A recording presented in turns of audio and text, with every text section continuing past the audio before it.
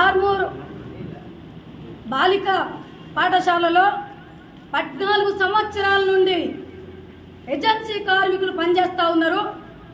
14 సంవత్సరాల నుండి ఎలాంటి ఎలిగేషన్ లేకుండా పిల్లలకు సర్వీసు సేవా దృక్పథంతో పనిచేస్తూ ఉన్నారు. ఇవాళ అప్పులు తిప్పలైనా అప్పులు తెచ్చుకొని ఇవాళ ఏజెన్సీని నడిపిస్తూ ఉన్నారు. 7 నెలలు 8 నెలలు వేతనాలు ఇవ్వకుండా కార్మికులు అప్పులు చేసుకొని ఇవాళ నడిపిస్తూ ఉంటే ఈ మధ్య కాలంలో వనజారెడ్డి గారు హెడ్ మాస్టర్ గారు సంవత్సరం క్రితం వచ్చారు.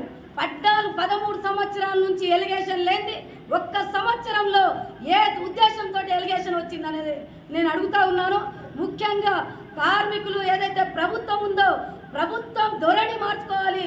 అదేవిధంగా ప్రభుత్వం ఇచ్చే ఏదైతే బియ్యం ఉన్నాయో గుడ్లు ఉన్నాయో పప్పులు సరుకులు ఇవన్నీ సరఫరా చేయాల్సింది ప్రభుత్వం బాధ్యత.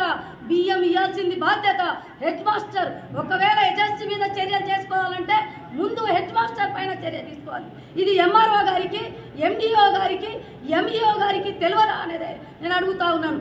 కావాలని పేరెంట్స్ కమిటీ లేకున్నా పేరెంట్స్ కమిటీ ఉందని చెప్పి మాయ మాటలు చెప్పి పేరెంట్స్ కమిటీ వాళ్ళకి తీసుకొని వచ్చి ఎలిగేషన్ పెట్టి బియ్యంలో ఏదైతే పురుగులు వచ్చినాయో అన్నంలో పురుగు వచ్చే విధంగా హెడ్ మాస్టర్ చేశారు. ఆ అన్నంలో పురుగు వచ్చింది కారణం కార్మికులు ఏజెన్సీ కాదు హెడ్ మాస్టర్ మాత్రమే.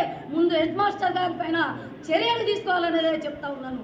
చిన్న ఉద్యోగులు 1000 రూపాయల జీతం పొద్దున్న నుంచి సాయంత్రం దాకా పిల్లలకు సేవలు చేయరు. ఇక్కడ ఉన్న విద్యార్థులకు సేవలు చేస్తూ ఉన్నారు. ఇవాళ పప్పులు తెచ్చుకొని ఏదైతే ఇవాళ కూరగాయలు తెచ్చుకొని వంట చేస్తూ ఉన్నారు. అలాంటి వాళ్ళ మీద మీ కక్ష, అలాంటి వాళ్ళ మీద కక్ష చేయొద్దు. మీరెక్కడ వాళ్ళెక్కడ? మీరు 80-90 లక్షల రూపాయల జీతగాలు, వాళ్ళు 1000 రూపాయల జీతగాలు. వాళ్ళ మీద కక్ష సాధింపు చర్యలను పాల్పడుతున్న హెడ్ మాస్టర్ పైన ముందు చర్యలు తీసుకోవాలనేదే కార్మిక సంఘాలు, అనుబంధ సంఘాలు, వర్గ సంఘాలు డిమాండ్ చేస్తూ ఉన్నాయి. అదేవిధంగా ఏదైతే ఇవాళ ఏదైతే జైల్లో గవర్నమెంట్ ఏం చేస్తుంది, ఒక వ్యక్తికి జైల్లో ఖైదీకి అన్నం పెట్టాలంటే 26 రూపాయలు. ఇక్కడ నిజామాబాద్ జిల్లాలో రాష్ట్రం మొత్తం మధ్యాహ్నం భోజన కార్మికులలో ఒక్క విద్యార్థి మెస్ ఛార్జీలు ఎంత? 6 రూపాయలు 30 పైసలు, 8 రూపాయలు 30 పైసలు. ఈ రకంగా ఇస్తూ ఉంటే 8 రూపాయలలో ఎట్లా భోజనం పెట్టాలి? కిలో పప్పు ఇచ్చి 1 కేజీ వండాలి అంటే కిలో పప్పు వచ్చేది 1 కేజీ పప్పే ఉడవాలి అని చెప్తున్నారు. ఏ రకంగా భోజనం పట్టియాలి? బాధ్యత ఎవరిది? ఇది ప్రభుత్వంది. ప్రభుత్వం వైపు పోరాటం చేయాలి. నా ఆశ పెద్దది, నా ఆశ గొప్పది అని చెప్తున్నారు హెడ్ మాస్టర్. మీ ఆశ చాలా చెడ్డది, మీ ఆలోచన చాలా చెడ్డది.